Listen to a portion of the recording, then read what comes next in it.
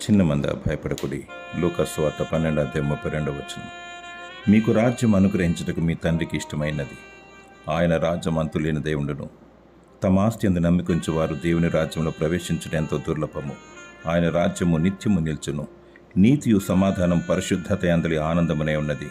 నీతిమంతులు తమ తండ్రి రాజ్యంలో సూర్యుని వలె తేజరిల్లుదురు. నీతి నిమిత్తము హింసింపబడి వారు పరలోక రాజ్యమును పొందుకునేదారు. మహాశ్రమలోంచి వచ్చిన వారు, గొర్రెపిల్ల ముద్రను దేవుని ముద్రను కలిగిన వారు దేవుని రాజ్యంలో పాలు పంపులు పొందుదురు. చిన్న మందకు ప్రభువైన యేసుక్రీస్తు అభయమిస్తున్నాడు.